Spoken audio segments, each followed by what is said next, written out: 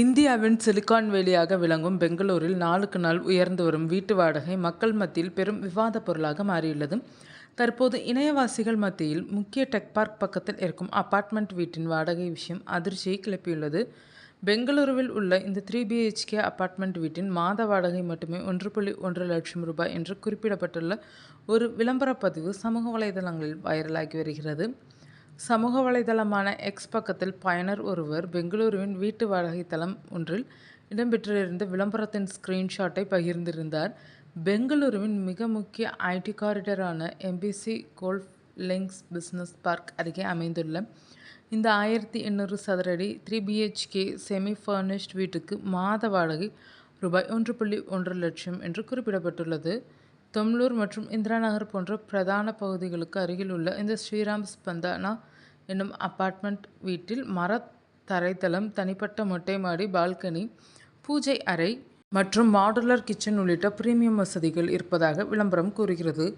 மாத வாடகை மட்டுமல்ல, இந்த வீட்டுக்கு ரூபாய் 4 லட்சம் பாதுகாப்பு வைப்பு தொகை மற்றும் மாதாந்திர ரூபாய் 6000 பராமரிப்பு கட்டணம் என கூடுதல் செலவுகளும் விதிக்கப்பட்டுள்ளனர்.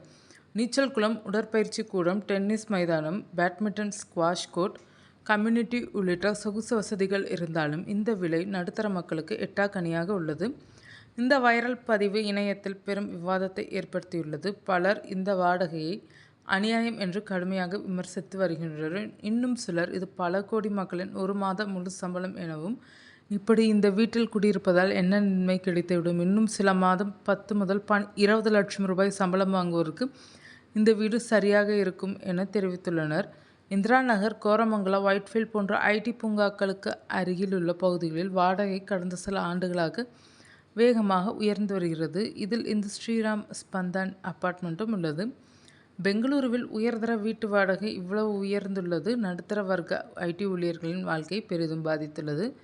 பகிர்ந்து தங்கும் அறைகளின் வாடகை கூட ஒரு சாதாரண ஊழியரின் மாத சம்பளத்துக்கு நெருக்கமாக உள்ளது. இந்த நிலை தொடர்ந்தால் திறமையான இளைஞர்கள் பெங்களூரை விட்டு வெளியேறும் அபாயம் உள்ளது என்று பலர் கவலை தெரிவிக்கின்றனர்.